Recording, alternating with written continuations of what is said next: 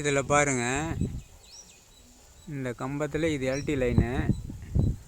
இதில் வந்து பாருங்கள், மேலே ஒரு சம்பர் அடிச்சிருக்கிறாங்களா, கம்பத்துக்கு இந்த ஆண்டு இருந்து அந்தாண்ட பக்கம் சம்பர் போட்டு பைண்டிங் அடிச்சிருக்காங்க. இந்த லைனில் ஒரு நாள் இந்த பக்கம் இருந்து இந்த பக்கம் சப்ளை வரல. இந்த சம்பர் அடித்ததில் பைமெட்டல் ஆகி போய் சப்ளை இந்த பக்கம் ஒரு லைன் மட்டும் வரல. அப்புறம் இப்படியே வாங்க, இதுக்கு இந்தாண்ட பாருங்கள், இந்த பக்கம் டவர் லைனு. இந்த டவர் லைனு மேலே இருக்குது, கீழே வந்து இந்த எல்டி லைன் போகுது.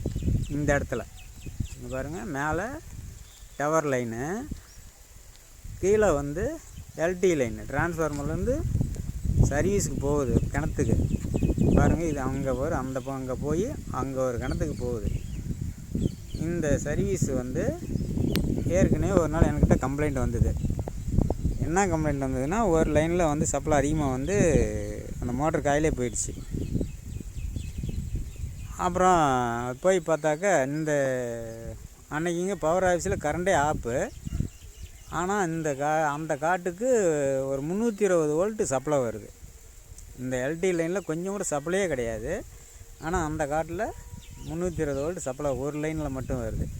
அதுக்கு காரணம் என்னன்னா, இந்த கம்பத்தில் இருக்கிற சம்பரு ஒன்று பைமெட்டல் ஆகி போச்சு, டிரான்ஸ்ஃபார்மருக்கு கனெக்ஷன் இல்லை.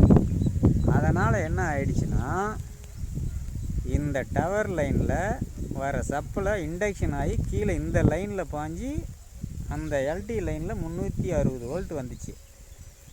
அப்புறம் பார்த்து இதை பிரித்து அடித்த பின்னாடி அது சரியாச்சு.